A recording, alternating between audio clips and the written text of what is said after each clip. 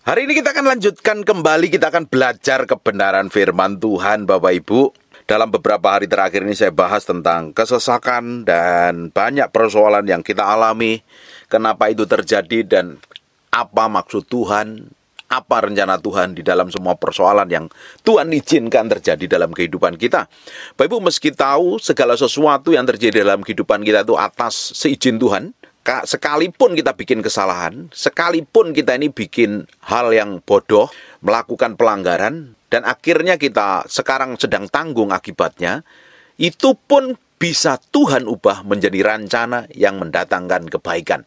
Selama kita berjalan bersama Tuhan, selama kita mau hidup dipimpin Tuhan, tujuannya segala sesuatu yang terjadi dalam kehidupan kita akan membuat kita mengalami promosi dan peninggian.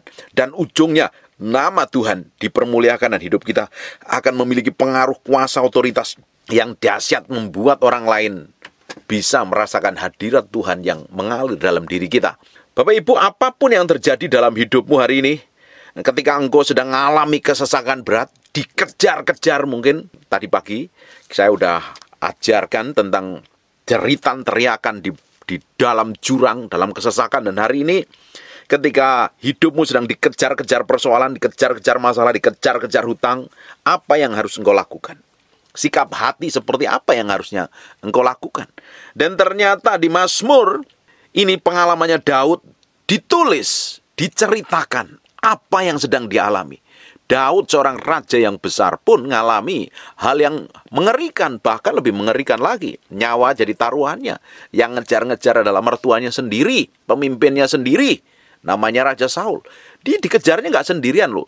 Memakai seluruh tentara Israel untuk mengejar Daud, untuk dibinasakan. Bapak Ibu, meski tahu, ketika kita ini diurapin Tuhan, dipilih Tuhan, disertain Tuhan, orang bisa berencana jahat, orang bisa mau berniat jahat, mau menipu kita mungkin, mengkhianatin kita, atau melakukan hal apapun. Ketika engkau disertain Tuhan, tidak ada yang sanggup menjamah. Sekalipun itu iblis yang mau menghancurkan hidupmu, ketika ada penyertaan Tuhan, ketika ada proteksi dan penjagaan Tuhan, tidak ada satupun yang sanggup menyentuh hidupmu.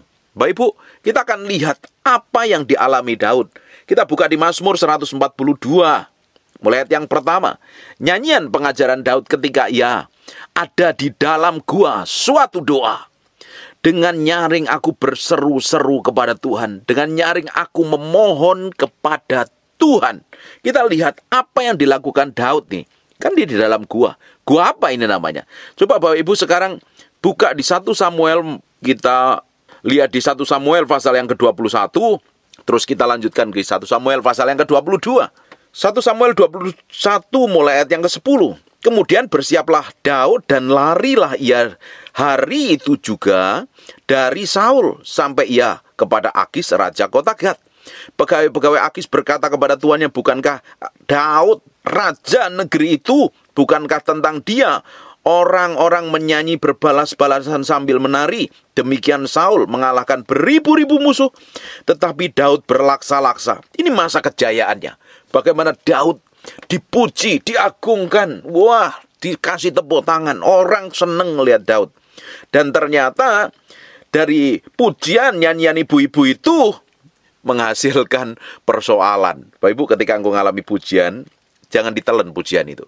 Ketika orang senang kasih pujian kepada kamu, kau sedang lagi diagungkan, ditinggikan, hati-hati. Jangan ditelan bulat-bulat. Daud dalam kondisi dipromosi ketika dia mengalahkan musuhnya berlaksa-laksa. Ternyata si Saul mengalahkan hanya beribu-ribu. Nggak taunya dari permulaan itu Saul mulai marah. Dan terjadilah mulai malapetaka itu. Bahkan dia sampai dikejar-kejar oleh Saul loh. Luar biasa. Daud memperhatikan perkataan itu dan dia menjadi takut sekali kepada Akis raja kota Gat itu. Gara-gara ada pegawainya ngomong kepada Raja Akis. Dia bilang, wah ini Daud loh, panglima yang hebat itu loh. Dia mengalahkan Goliat, orang-orang raksasa itu. Bahkan dia membunuh berlaksa-laksa musuh. Ketika ngalami tekanan yang berat, apa yang terjadi? Bapak Ibu, ketika Daud mengalami tekanan yang berat, himpitan yang berat, dikejar-kejar oleh mertuanya sendiri, itu dihabisin nyawanya. Maka kalau ketakutan akan kecil kekuatannya. Daud mengalami ketakutan. Makanya di ayat 12, Daud memperhatikan perkataan itu dan dia menjadi takut sekali. Takut sekali. Kitab Amsal katakan, ketika pada masa kesesakan dan engkau mengalami ketakutan, maka kekuatanmu menjadi kecil. Engkau menjadi tidak memiliki pengharapan karena tekanan yang berat dan dikuasain ketakutan. Di mana ada ketakutan, tidak ada iman. Di mana ada iman, ketakutan lenyap. Yang jadi masalahnya kita ini harus nempel sama Tuhan waktu kesesakan. Waktu kesesakan. Tapi kalau engkau waktu kesesakan benar-benar tidak tahu jalan keluarnya dan engkau dikuasain ketakutan, akhirnya engkau melakukan hal yang bodoh. Bapak Ibu, kita lihat apa yang dilakukan Daud ketika mengalami ketakutan. Sebab itu ia berlaku di ayat yang ke-13 seperti orang sakit ingatan. Dia berlagak seperti orang gila loh. Di depan mata mereka dan berbuat pura-pura gila. Di dekat mereka, ia menggores-gores pintu gerbang dan membiarkan ludahnya meleleh ke janggutnya. Ini yang dilakukan Daud ketika mengalami ketakutan. Bapak Ibu, ini ada masih di Gad. Tapi kita akan lihat apa yang dilakukan Daud ketika dia berada di Gua Adulam. Kita lanjutkan di ayat 14. Lalu berkatalah Akis kepada para pegawainya, tidakkah kamu lihat bahwa orang itu gila? Mengapa kamu membawa dia kepadaku? Kekurangan orang gilakah aku? Maka kamu bawa orang ini kepadaku supaya menunjukkan gilanya dekat aku. Patutkah orang yang demikian masuk ke rumahku? Gara-gara dia berlagak gila diselamatkan juga. Tapi kalau engkau sedang mengalami ketakutan hari ini, takut masa depanmu, takut bisnismu, keuanganmu, anak-anakmu, istrimu, keluargamu, hubungan suami istri, atau takut pelayananmu nanti akan seperti apa, takut akan masa depan, karena kita lihat sekarang dunia sedang krisis, Amerika pun sedang mengalami krisis. Apakah engkau benar-benar takut? Atau engkau sedang mengalami takut karena dikejar-kejar hutang? Dengerin baik-baik. Kalau engkau mengalami ketakutan, dan engkau nggak menaruh hatimu daripada Tuhan, akhirnya engkau berbuat menjadi orang yang seperti orang gila nanti. Engkau bisa ngawur, cara pandangmu ngawur, bertindak ngawur, dikuasain oleh ketakutan. Tapi hari ini, kita mau belajar dari apa yang terjadi, yang dialami Daud. Di kota Gad, Daud ngalami ketakutan kepada Raja Akis karena takut jangan-jangan ini nanti aku diserahkan kepada Saul dan lain sebagainya. Tetapi ketika dia ada di Gua Adulam, kita akan lihat di 1 Samuel pasal yang ke-22, kita mulai ayat yang pertama. Lalu Daud pergi dari sana. Ia melarikan diri ke Gua Adulam. Nah, di gua ini dia nulis kitab Mazmur 142 tadi. Ketika saudara-saudaranya dan seluruh keluarganya mendengar hal itu, pergilah mereka ke sana mendapatkan dia. Berhimpunlah juga kepadanya setiap orang yang kesukaran. Ternyata ketika Daud mengalami himpitan, tekanan, guncangan, masalah yang berat, ngumpul juga orang-orang yang mengalami kesukaran. Setiap orang yang dikejar-kejar tukang piutang, ini udah stres juga, dikejar-kejar piutang. Setiap orang yang sakit hati, maka ia menjadi pemimpin mereka bersama-sama dengan dia. Ada kira-kira 400 orang. Bapak Ibu, ketika Daud mengalami tekanan himpitan, dia pergi ke Gua Adulam. Tuhan kirim orang-orang yang dikejar-kejar hutang, yang hidupnya mengalami kesukaran, orang yang sakit hati, maka ia menjadi pemimpin mereka. Tuhan bisa sanggup ubah hidupmu ketika mengalami tekanan himpitan persoalan, ketika hatimu nempel tetap sama Tuhan, seperti apa yang dilakukan Daud, akhirnya Tuhan bisa pakai hidupmu. Bapak Ibu, jangan pernah menyerah. Jangan stres, jangan bingung. Jalan terus sama Tuhan. Kita mau nikmatin apa yang Tuhan kerjakan dalam hidup kita secara ajaib dan dahsyat. Kita akan kembali ke Mazmur, kitab Mazmur 142. Dengan nyaring aku berseru-seru kepada Tuhan. Dengan nyaring aku memohon kepada Tuhan. Di kota Gad dia mengalami ketakutan. Tapi di Gua Adulam dia jerit sama Tuhan. Karena sudah nggak kuat. Dikejar-kejar pingin dibunuh. Ternyata dikirim orang-orang yang bermasalah juga. Tuhan pakai masalahnya menjadi berkat bagi banyak orang. Dan benar-benar ketika Daud mulai mencurahkan isi hatinya kepada Tuhan, di ayat yang keduanya, aku mencurahkan keluhanku ke hadapannya, kesesakanku ku beritahukan ke hadapannya. Hari ini harusnya ya Bapak Ibu, ketika menghadapi masalah, Yang pertama kali engkau cari itu bukan pendeta, bukan hamba Tuhan, bukan cari konseling, bukan nemuin gembala sidang. Bapak Ibu, ketika engkau ngadapin masalah persoalan, yang pertama kali engkau perlu cari adalah Tuhan. Bapak Ibu, ketika engkau nyari gembala nggak bisa menyelesaikan masalah kok. Pendeta bukan solusi utama. Yesus yang menjadi solusi dalam hidupmu. Makanya yang perlu dicari itu Tuhan. Jangan dikit-dikit pendeta minta ditumpangi tangan, minta didoain, minta diurapin, minta dinubuatin, minta diolesin minyak, minta dititipin doa. Bapak Ibu, pendeta itu bukan titipan kilat, bukan jasa titipan kilat. Kalau pendeta berdoa atas masalah dan persoalanmu, terus doanya langsung dijawab. Tidak. Dari setiap persoalan dan masalah yang Bapak Ibu hadapin, saudara-saudara yang hadapin, ada tujuan Tuhan. Tuhan sedang ngajarin bagaimana engkau bergantung sepenuhnya sama Tuhan. Bagaimana engkau memberi hidupmu sama Tuhan. Bagaimana engkau berjalan dalam ketetapan Tuhan. Bukan jalan maumu sendiri. Bukan bertindak seenak perutmu sendiri. Berjalan bersama Tuhan. Izinkan Tuhan mimpin hidupmu di waktu kesesakan. Jangan cari pertolongan manusia dulu.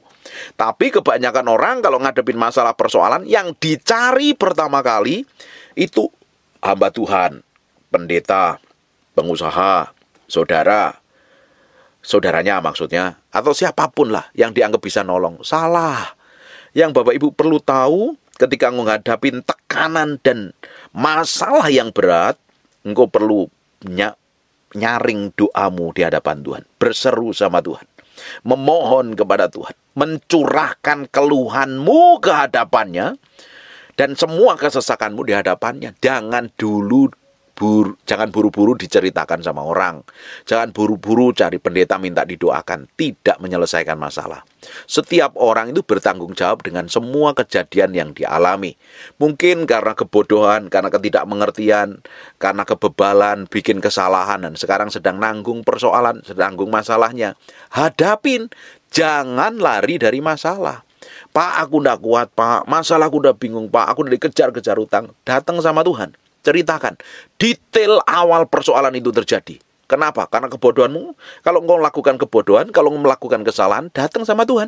Minta ampun sama Tuhan. Akuin dosa dan pelanggaranmu. Dan mulai minta dipimpin oleh Tuhan. Ceritakan semuanya dulu sama Tuhan. Jangan buru-buru minta konseling. Loh Bapak Ibu, kalau engkau telepon saya, chat saya, WA saya, DM, send messenger sama saya, pasti saya jawab. Tapi jawaban saya pun saya mesti tanya Tuhan. Harusnya Bapak Ibu minta dulu sama Tuhan, minta dipimpin Tuhan. Berdoa dulu, tanya Tuhan, dengerin firman. Banyak pengkhotbah-pengkhotbah bagus yang di media sosial, di YouTube itu banyak hamba Tuhan bagus. Dengerin dulu. Dengerin khotbah saya dulu, dengerin khotbahnya para hamba Tuhan dulu. Biar dibukakan firman, bagaimana harus bertindak, bagaimana harus bersikap ketika menghadapi masalah dan tekanan. Jangan semuanya diserahkan sama pendeta. Pendeta tidak tahu persis masalahmu seperti apa. Yang tahu persis masalahmu adalah Tuhan. Cari pendeta itu boleh, konseling itu boleh.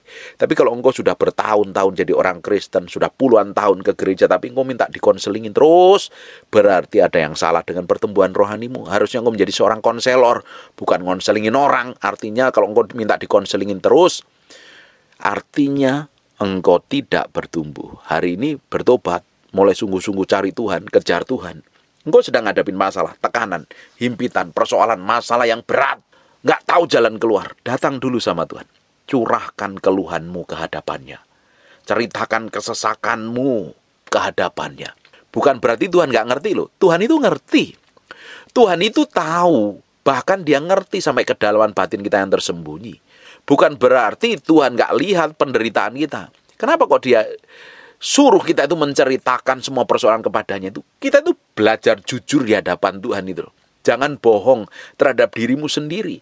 Kita artinya butuh Tuhan. Kenapa kok kita perlu berdoa? Bukan berarti kalau kita ceritakan masalah segala sesuatu yang terjadi dalam hidup kita, Tuhan nggak ngerti, Tuhan pura-pura nggak melihat, nggak mendengar. Dia mengerti, dia melihat, dia mendengar. Dan kita perlu jujur di hadapannya. Kita butuh Tuhan. Kita perlu Tuhan. Kita perlu dipimpin Tuhan. Semakin kita memberi hati kita, pikiran kita, perasaan kita, kemauan kita, kita menaruh pada pusat kehendak Tuhan, Tuhan mau hati kita. Kalau Tuhan mau hati kita, dan kita harus berikan sepenuhnya kepada Dia, baru kita bisa dipimpin, baru bisa diajarin banyak hal yang membawa kita ke dalam breakthrough dan terobosan. Cari Tuhan dahulu. Kalau engkau nggak cari Tuhan, engkau gampang stres, engkau gampang bingung. Dan jangan pernah memikirkan jalan keluarnya kalau engkau belum datang dulu sama Tuhan. Itu usahamu sendiri. Terkutuklah orang yang mengandalkan kekuatannya sendiri. Terkutuklah orang yang mengandalkan manusia. Nah, kita mau belajar ngandalin Tuhan dalam kondisi kesesakan itu kita butuh Tuhan. Datang dulu sama Tuhan. Oh, Bapak nggak ngalami. Saya ngalami kok. Saya ini bukan hamba Tuhan yang sekedar pinter khotbah doang. Pinter pelayanan. Saya ngalami. Dikejar utang pernah ngalami. Ngalami tekanan pernah ngalami. Dipersalahkan orang, difitnah saya pernah ngalami. Makanya saya bisa ngajarin. Waktu saya ngalami kesesakan, saya datang sama Tuhan. Belum ada jawaban, Pak. Ya jalan terus aja sama Tuhan. Lakukan tanggung jawabmu. Kamu kerja, kerjakan. Kamu dagang, dagang. Kamu pelayanan, pelayanan. Lanjutkan aja. Setia aja. Tetap lakukan. Pak, aku udah puasa. Saya juga udah puasa. Bahkan kita nggak pernah makan daging waktu itu. Memang sengaja kita seperti lakukan puasa Daniel. Kita bahkan nggak makan pakai garam. Karena kita sengaja makan nasi putih tok. Benar-benar kita lakukanlah semuanya. Kita doa, kita puasa, pergi ke menara doa. Pokoknya kita pernah lakukan. Dan belum terjadi breakthrough. Tetap lakukan, setia. Kerjakan bagian kita dan kita tetap didapati menjadi orang yang berkenan di hadapan Tuhan. The best yang bisa kita lakukan untuk Tuhan, kita kerjakan. Kita lakukan yang terbaik.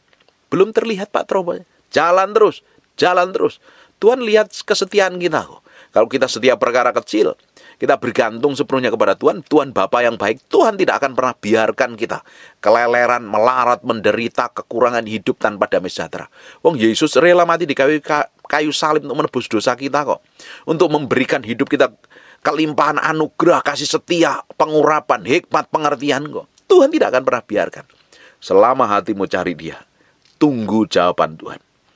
Kalau engkau nggak tunggu jawaban Tuhan, engkau menjadi lemah lesu.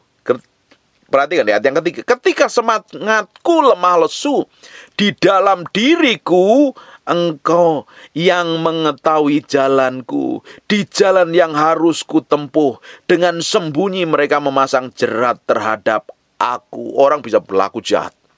Orang bisa mau ngata-ngatain kasar, ngancem atau apapun lah. Bapak Ibu kalau sedang ngalami masalah yang berat kan ketakutan. Angkat telepon takut. Ada orang datang ketok pintu juga takut, ketok pagar takut, ada mobil parkir depan rumah juga takut. Karena takutan. Karena kalau sudah tertekan itu, pikiran kita tuh seringkali mengembara kemana-mana. Nah, pikiran yang mengembara kemana-mana itu harus kita taklukkan. Kita ingat janji Tuhan. Tapi kalau kita ingat persoalan dan masalah kita, engkau semakin lesu. Engkau punya kekuatan.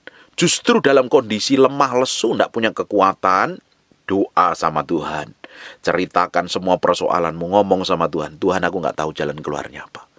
Aku nggak tahu apa yang harus aku lakukan. Ketika saya ngalami himpitan yang berat benar-benar. Karena harus bayar hutang yang gede sekali. Dan tidak ada penghasilan. Setelah itu dihajar kena COVID waktu itu. Bapak Ibu bisa bayangkan. Udah nggak ada penghasilan. Kena COVID. Ngalami tekanan. Ditagih-tagih hutang terus. Saya ngomong sama Tuhan. Tuhan, aku nggak tahu jalan keluarnya apa. Tuhan nggak ngomong. Ya saya diam aja. Tuhan, apa yang harus aku lakukan? Aku nggak tahu. Istri saya udah ribut. Kita ayo coba bikin usaha ini. Kita ayo coba dagang ini, dagang itu. Kalau Tuhan nggak ngomong, jangan lakukan. Nanti malah bikin trouble. Terus ngapain kita? Makan, tidur, istirahat. Saya lakukan itu. Doa terus. Tapi pekerjaan yang rutinitas kita kerjakan dengan baik. Apa yang selama ini Tuhan percayakan, saya kerjakan dengan baik. Saya ngomong sama Tuhan, nggak tahu jalan keluar apa yang harus saya lakukan. Tuhan diem. Hampir berapa tahun Tuhan diem, nggak ngomong apa-apa. Jadi saya diem aja. Saya lakukan bagian saya. Istri saya juga lakukan bagiannya. Kebetulan perempuan itu kebiasaannya, biasanya ya, lebih gampang panik, lebih gampang khawatir. Apalagi kalau biasanya pegang uang terus nggak pegang uang. Itu biasanya lebih panik dan kacau. Tapi kita sebagai pria, Bapak Ibu yang saya ngomong hari ini pengalaman pribadi saya, dan terutama para pria, engkau mesti tenang dulu. engkau meski tenang, dalam kondisi tertekan, belum ada jalan keluar, tenang, ngomong sama Tuhan, ceritakan. Kalau Tuhan belum ngomong apa-apa, tetap doa, tunggu, dan tetap kerjakan bagianmu. Suatu hari, kalau Tuhan nggak ngomong apa-apa, ya saya tetap doa, nggak pernah menyerah, nunggu jawaban Tuhan. Dan saya istirahat, makan tenang, nggak mau mikirin. Tapi kalau Bapak Ibu ketika Tuhan belum ngomong apa-apa, belum ada breakthrough, belum ada jawaban, terus kamu pakai kekuatanmu sendiri, kamu tambah pusing, tambah stres nanti. Akhirnya apa? Orang yang pusing dan stres karena mikirin masalah dan jalan keluarnya, padahal jalan keluarnya belum tahu, dipikirin terus, akhirnya semangatmu lesu. Hari ini belajar bergantung sama Tuhan. Serahin aja sama Tuhan. Hidup kita itu sebenarnya hidup seni berjalan dipimpin Roh Kudus setiap hari. Kalau Roh Kudus belum ngomong, ya jangan bertindak, jangan bersikap, jangan ngambil keputusan sendiri. Kita kan mau dipimpin Roh Kudus. Roh Kudus selalu memimpin kepada seluruh kebenaran, membawa kita ngalami hal yang ilahi, hal yang ajaib. Tunggu Tuhan ngomong, biar rohnya yang ajaib menuntun langkah kita. Kalau kita berjalan dipimpin Tuhan, nanti dikoneksikan dengan orang-orang tertentu, dibikin dalam kondisi kamu mengalami masalah dan tekanan yang luar biasa, ternyata dikirim orang-orang tertentu untuk kamu layani. Dan waktu itu Bapak Ibu, ketika kita mengalami masalah yang berat itu, ternyata banyak orang yang punya hutang konseling sama kita. Bahkan ada orang-orang yang mengalami kesusahan, minta mau pinjem duit sama kita. Kita nggak bisa pinjemin, kita nggak punya uang, tapi kita malah berkatin semampu kita. Waktu itu pengurapan Tuhan begitu powerful. Dengerin baik-baik ya. Bukti penyertaan Tuhan ketika engkau mengalami masalah, persoalan, dan doamu rasanya belum ada breakthrough dan terobosan. Tapi kamu sendiri merasa doamu nggak dijawab dan Tuhan jauh. Tetapi Tuhan nggak jauh. Dalam kondisi kesesakan, himpitan, belum ada jalan keluar, biasanya ya, Tuhan tetap sertai. Tapi dengan caranya yang ajaib. Dalam kebutuhanmu hari-hari dicukupin, dalam hal kecil dia campur tangan, diproteksi hidupmu, jaga ini, lindungin hidup, itu bukti penyertaan Tuhan. Pada awal-awal COVID kita ternyata kena COVID. Tahu-taunya kita setelah beberapa bulan setelah kena COVID. Karena keluarga kena COVID, kita akhirnya tes COVID. Baru ketahuan kalau kita pernah kena COVID. Dan itu bukti penyertaan Tuhan. Di sisi lain pelayanan kami diurapin Tuhan. Kita ngelayanin, ngonselingin orang, terjadi kesembuhan, terjadi mujizat. Oh, sekalipun hari ini belum terjadi terobosan seperti yang saya harapkan, seperti yang istri saya harapkan, ternyata ada penyertaan Tuhan di sisi yang lain. Oh, ini Tuhan nyertai. Udah, tenang aja. Coba lihat apa yang Tuhan kerjakan dalam hidupmu waktu kamu mengalami kesesakan, waktu kamu mengalami tekanan, himpitan, persoalan. Nanti ada dikirim orang-orang tertentu dan ternyata engkau menjadi berkat di dalamnya. Itu bukti penyertaan Tuhan. Daud pun ternyata mengalami. Ketika dia mengalami kesesakan yang berat, di Gad dia berlaku seperti orang gila karena ketakutan. Ternyata dia pergi ke Gua Adulam, dikirim orang-orang yang mengalami kesesakan, hal yang kelakuannya lebih parah, hidupnya lebih mengalami tekanan yang lebih berat. Dia dipakai jadi berkat buat mereka, jadi pemimpin. Itu bukti penyertaan Tuhan, Bapak Ibu. Hal yang sama juga terjadi dalam hidupmu. Coba perhatikan hal kecil yang Tuhan kerjakan dalam hidupmu hari ini. Itu bukti Tuhan campur tangan. Jadi jangan pernah menyerah. Jalan terus sama Tuhan. Sekalipun ada orang yang sengaja mau berbuat jahat, ngancam apapun, jalan sama Tuhan. Kalau engkau jalan Tuhan, Allah menjadi pelindungmu. Dia menjadi panglima perangmu. Aman, ngintil aja, ngikutin aja. Tuhan ke kanan, kita ikut ke kanan. Tuhan ke kiri, kita ikut ke kiri. Tuhan lurus, kita pun ikut lurus. Jalan dalam hadirat Tuhan. Perhatikan ayat 4. Pandanglah ke kanan dan lihatlah, tidak ada seorang pun yang menghiraukan aku. Tempat pelarianku bagiku telah hilang. Tidak ada seorang pun yang mencari aku. Wah, biasanya kayak begini ya. Orang yang mengalami kesesakan yang hebat itu, orang-orang gak peduli. Orang sudah gak anggap. Kalau kita nelpon teman, saudara, dicurigai katanya kita mau utang. Biasanya seperti itu. Biasanya kalau kita ini sedang dalam kondisi yang babak belur, miskin, kekurangan, banyak utang, orang gak mau dekat sama kita. Tapi kalau kita kondisi diberkatin, semua ngaku ke saudara, saya kenal, dia itu saudara baik, dan lain sebagainya. Tapi dalam kondisi masalah tertekan, orang nggak ada yang peduli, nggak menghiraukan, orang nggak pernah ada yang cari, ulang tahun pun nggak ada yang ngucapin. Bahkan kalau kita chat temen kasih selamat ulang tahun, dicurigain karena kita pingin utang dan lain sebagainya. Nikmatin aja, ini diizinkan Tuhan kok. Daud ngalami, saya ngalami, Bapak Ibu juga ngalami masa-masa seperti ini. Jalan aja sama Tuhan. Belajar merendahkan diri di hadapan Tuhan. Kadang direndahkan itu harus serendah-rendahnya. Ketika kita direndahkan serendah-rendahnya, kita nggak bisa meninggikan diri lagi, kita nggak bisa membanggakan diri lagi, dan tidak ada orang lain yang sanggup merendahkan kita. Karena kita udah berada di titik terendah. Saatnya Tuhan akan promosi. Kalau sudah dipromosi, jangan tinggi hati, jangan angkuh, jangan sombong. Waktu proses peremukan seperti ini, masa kesesakan, di Gua Adulam adalah masa-masa kita sedang dipersiapkan untuk dipromosi Tuhan. Bapak Ibu, kalau engkau hari ini ngalami tekanan yang beratnya benar-benar berat, dengerin baik-baik. Sebenarnya tinggal tunggu waktu breakthrough dan terobosan itu terjadi dalam hidupmu. Jaga hatimu, jaga sikapmu. Tetap cari Tuhan, tetap cintai Tuhan. Di ayat yang kelima, aku berseru-seru kepadamu ya Tuhan. Ini berseru-seru itu ngomong berkali-kali, ceritakan semua masalahnya. Puji Tuhan, sembah Tuhan, cintai Tuhan, kasihin Tuhan. Engkau tempat perlindunganku. Bagianku di negeri orang-orang hidup. Perkatakan janji Tuhan. Waktu Bapak Ibu mengalami tekanan, himpitan yang berat, yang diingat jangan persoalan dan masalah. Yang harusnya kamu ingat adalah janji Tuhan. Perkatakan janji Tuhan, ngomong janji Tuhan. Kita perkatakan firman, firman itu akan bekerja. Ingatkan Tuhan dengan janjinya. Bukan berarti Tuhan gak ingat loh ya. Kita lakukan repetition tentang janji Tuhan. Pengulangan. Perkatakan janji Tuhan yang berulang-ulang. Perkatakan janji Tuhan. Engkau dikuatkan karena kamu memperkatakan firman, telingamu dengar, dan Tuhan buat firman yang disampaikan menjadi rema, engkau dikuatkan, diteguhkan, dan Tuhan sendiri akan campur tangan dalam hidupmu. Dalam kondisi kesesakan, jangan mikirin masalah. Dalam kondisi nggak tahu jalan keluar, jangan mikirin jalan keluar. Ngapain? Malah pusing. Wong hidupnya sudah pusing, nggak tahu jalan keluar, masih mikirin jalan keluar. Serahin sama Tuhan. Justru kalau kita nggak tahu jalan keluar, waktu yang tepat untuk kita merendahkan diri kita di hadapan Tuhan. Sembah Tuhan, cintai Tuhan, kasihin Tuhan, hormatin Tuhan. Bapak Ibu, Tuhan itu taruh visi yang besar dalam hidup saya. Sejak dari kecil, Tuhan taruh. Saya tahu itu. Nah, waktu dalam perjalanannya, kadang Tuhan bawakan seakan-akan visi itu hilang loh. Aku tuh mana bisa sih dipakai Tuhan? Mana bisa sih aku dipromosi Tuhan? Pada momen-momen tertentu kadang dibawa ke dalam hal yang ruwet seperti nggak ada jalan keluar. Tapi tetap setia, tetap jalan terus sama Tuhan. Waktu itu sebenarnya Tuhan sedang memperkuat kita. Supaya kita itu tetap bergantung sama Tuhan. Jalan terus sama Tuhan. Ingat janjinya. Ingat janjinya.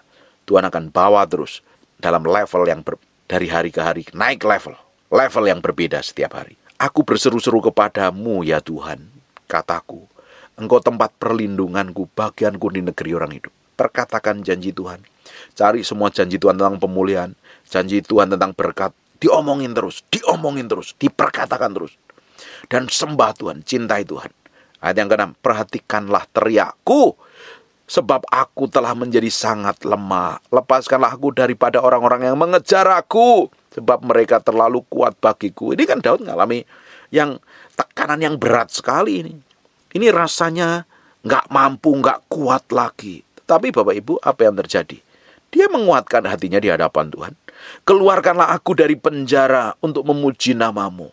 Orang-orang benar akan mengelilingi aku apabila engkau berbuat baik kepadaku. Nanti ada perjalanan setelah dari Gua Adulam, ada perjalanan lagi. Dan ujungnya Daud ini, apa yang terjadi? Dipromosi jadi raja yang terbesar. Raja yang hebat. Bahkan bangsa Israel sampai hari ini, lambang negaranya pakai bintang Daud. Powerful. Orang seluruh bumi kenal Daud. Tapi sebelum dia dipromosi menjadi raja yang besar, raja yang powerful, dia mengalami banyak persoalan. Mengalami masalah-masalah yang berat. Mengalami masalah tekanan yang luar biasa loh. Dalam kondisi seperti itu, dia berseru kepada Tuhan.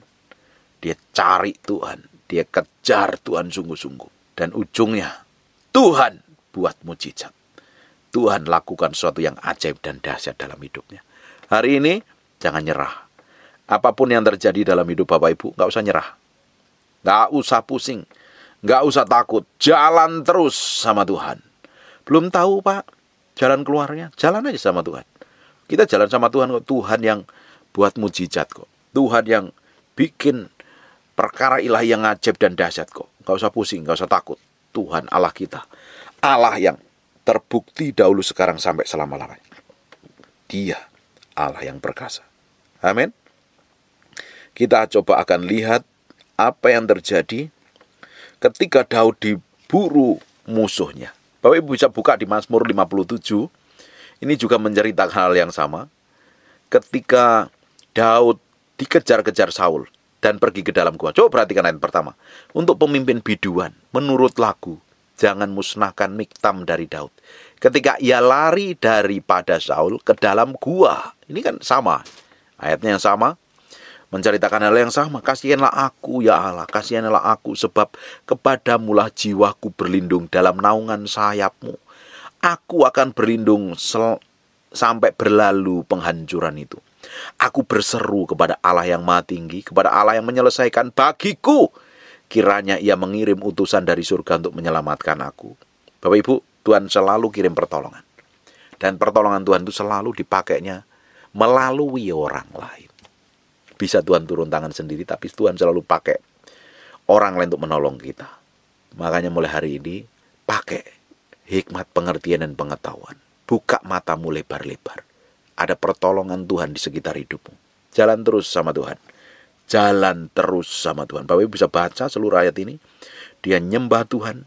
Tinggikanlah dirimu mengatasi langit ya Allah. Biarlah kemuliaanmu mengatasi seluruh bumi. Jadi lagu yang terkenal. Ternyata lagu orang yang sedang alami kesesakan. Tuhan akan muncul dalam kedahsyatannya. Hari ini jalan terus sama Tuhan. Jangan nyerahlah. Ikut Tuhan gelinding wae. Ngikutin maunya kok. Jangan ngikutin mau kita. Dalam kesesakan apapun, sudah terbukti Tuhan menolong kita. Jangan patah hati, jangan sesak. Ada orang-orang yang dianatin suaminya, susah mengampuni. Lepaskan pengampunan. Dengan kau melepaskan pengampunan kepada suamimu yang berlaku jahat, pemulihan akan segera datang dalam hidup. Ketika engkau dikejar-kejar hutang, perhatikan, sampai hari ini Tuhan jagain hidupmu kan? Proteksi hidupmu kan? Mulai perhatikan sekitarmu dengan kacamata iman. Nanti Tuhan pakai di sekitar hidupmu untuk membuka jalan dengan caranya yang ajaib. Tuhan yang sama, yang pernah menolong Daud, pernah menolong Yusuf, pernah menolong Daniel, pernah menolong para imam, para nabi-nabi di masa yang lalu. Tuhan yang sama di masa yang akan datang akan menyertai dan memakai hidup kita, menolong hidup kita, melakukan hal yang ajaib dan dahsyat. Jalan terus sama Tuhan. Pak, aku udah nyerah Pak. Semakin kamu nyerah, semakin kamu dihabisin setan. Hari ini kuatkan, teguhkan hati. Di perjalanannya Daud sebelum dia dipromosi Tuhan, ketika dia sedang berperang, orang-orang anak dan orang-orang yang tua dan para istrinya tinggal di Siklak. Di Siklak itu ditawan, dijarah oleh orang Amalek loh, Bapak Ibu. Sebelum promosi Tuhan datang, ternyata Daud juga mengalami hal yang berat. Nanti Bapak Ibu, saya pernah khotbahkan, tapi nanti kita akan bahas lagi ya. Apa yang terjadi? Ketika setelah berperang dia lihat Siklak sudah dijarah, dibakar, semuanya habis. Pengikut-pengikutnya Daud tadi mau lemparin Daud sampai mau mati, dilempari batu loh. Nangis sampai nangis itu, teriakannya sampai nggak ada loh. Air matanya kering karena ngelihat kehancuran. Tahu nggak apa yang dilakukan? Daud menguatkan hatinya. Daud mencari Tuhan, tanya Tuhan dulu. Ternyata sebelum mengalami promosi peninggian pun, Daud mengalami tekanan yang berat. Tinggal tunggu hari, ternyata Tuhan promosi jadi raja. Powerful nggak? Jalan sama Tuhan, ngikutin maunya Tuhan. Kita mau jalan setiap hari, dipimpin oleh Tuhan. Karena hidup kita suatu hari akan didapat menjadi orang yang berkenan di hadapan Tuhan kita. Amin. Jangan stres, jangan bingung. Kalau engkau sedang mengalami stres dan bingung, belum tahu jalan keluarnya, cari makanan yang paling enak yang kamu suka, yang paling istrimu suka, makan yang kenyang. Pulang dari restoran, mandi seger, masuk kamar, nyalain AC, tidur. Serahin semuanya sama Tuhan. Dengerin baik-baik. Kesusahan sehari untuk sehari, tapi kasih setia Tuhan selalu baru setiap hari. Dia yang pernah menolong kita di masa lalu, di masa yang akan datang, Dia akan buat mujizat. Amin. Tutup matamu. Tutup Alkitabmu, kita berdoa. Bapa, terima kasih buat firman-Mu, kami materaikan dengan darah anak domba, firman yang nempel dalam hati kami. Semuanya untuk hormat kemuliaan bagi nama-Mu. Terpahat dalam loh batin kami yang dalam firman jadi kehidupan, yang membuat hidup kami semakin hari semakin diubahkan, dibawa menjadi orang-orang yang berkenan di hadapan-Mu. Terima kasih ya Tuhan. Terima kasih. Bagimu segala pujian, hormat, pengagungan. Terima kasih. Kami menyerahkan sepenuhnya ke dalam tangan kuasa-Mu, biar Engkau sendiri yang beracara. Berkatin kami, promosi, buka jalan, bikin breakthrough dan bikin terobosan. Dan dapatin kami sampai akhir zaman, kami menjadi orang kesayangan-Mu. Kamu berdoa orang yang rajin setiap hari mendengar firman yang kamu sampaikan. Berkati, double porsi. Berkati pekerjaan tangannya, Tuhan bikin berhasil. Anak cucu Tuhan buat berhasil. Usahanya, keluarga yang diberkatin Tuhan. Kamu berdoa untuk orang yang sakit dan mengalami kelemahan tubuh. Oleh bilur Yesus, oleh darah Yesus. Jadilah engkau tahir, jadilah engkau sehat, jadilah engkau sembuh. Kamu berdoa, terima kasih. Bagimu segala pujian, hormat, pengagungan. Dalam nama Yesus. Haleluya. Amin. And God bless you. Terima kasih Tuhan. Bagimu segala hormat, pujian, pengagungan. Terima kasih Tuhan. Buka matanya sebentar. Siapa yang ingin datang ibadah, pingin ngalami Tuhan, pingin ketemu Tuhan, HP-mu mesti di silent dulu. Kita mesti respect dan hormat akan hadirat Tuhan. Amin. Dari kerinduan Bapak Ibu,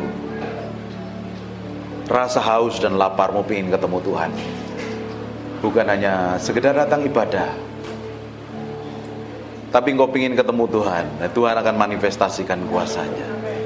Amin. Tutup matamu. I just want to praise you.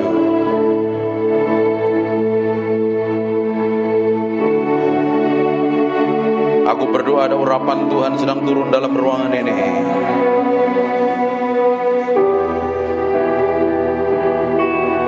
Jamah setiap orang yang haus dan lapar akan Tuhan. Angkat tanganmu dua-dua.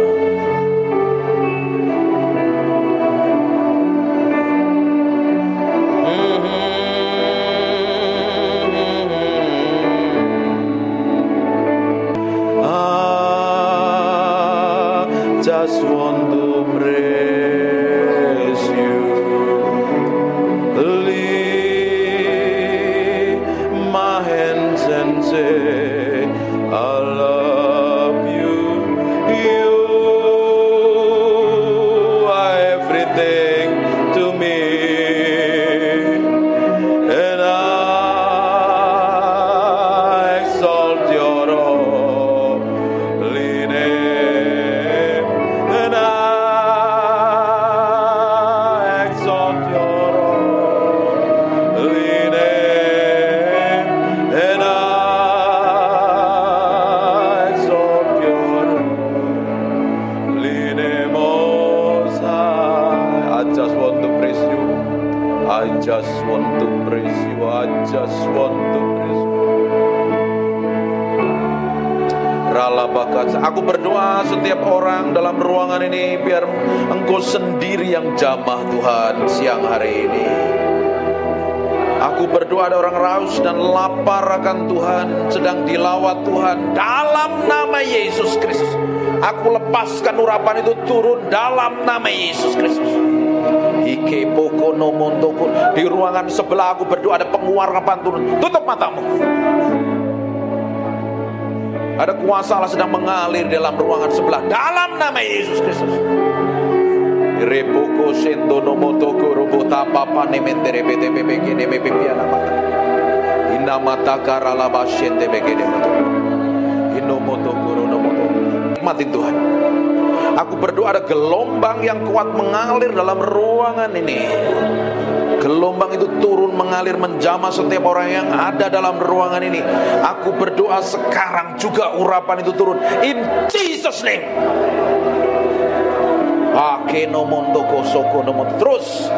Terus pengurapan itu semakin kuat jamah dan urapi, bahwa mereka mengalami pengalaman pribadimu dengan ajaib dan dahsyat. Nikmatin Tuhan. Nikmatin Tuhan. fokus sama Tuhan. Alami Tuhan siang hari ini, alami Tuhan, alami Tuhan, alami Tuhan. Ada beberapa orang sedang dijamah, aku berdoa.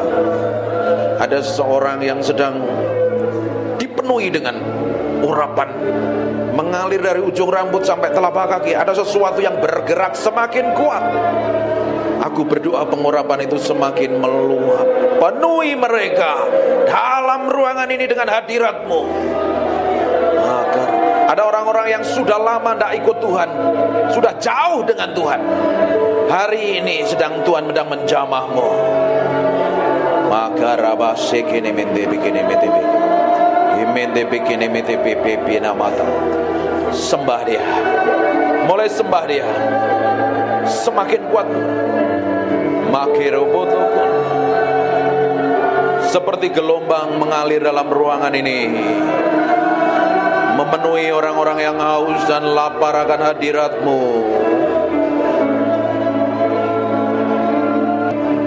Makarabasyanda makana mate kene mete imekere bete bebe kene bebe.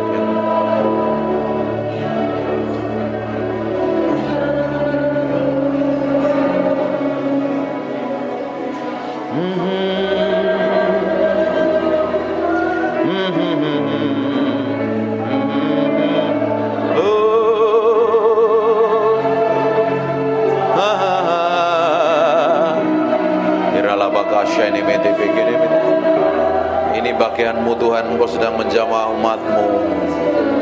Buat sesuatu yang spesial pagi hari ini.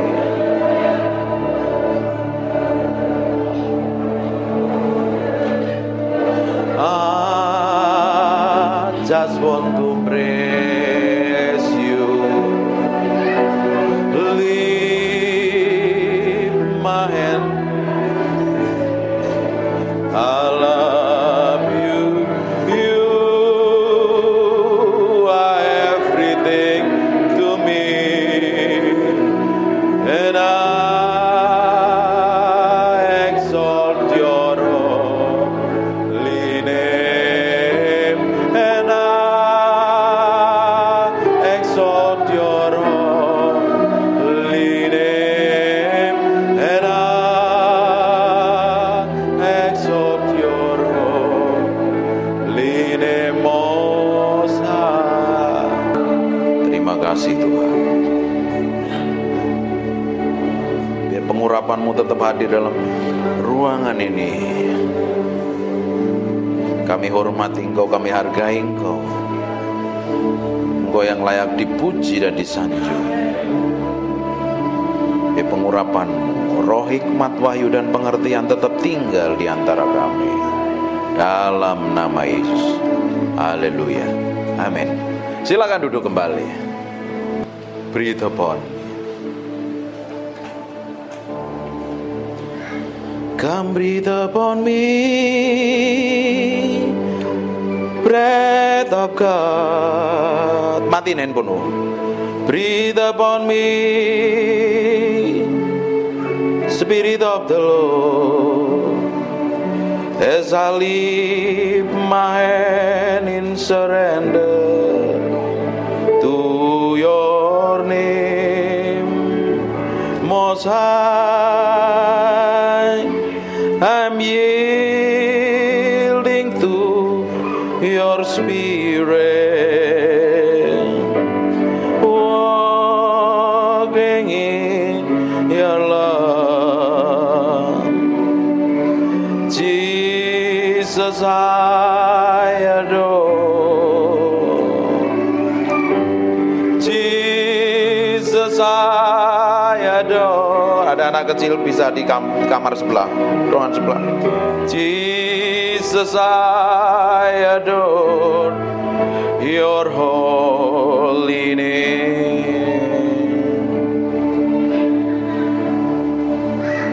Breathe upon me, breath of God. Breathe upon me, Spirit of the Lord, as I lift my hand in surrender to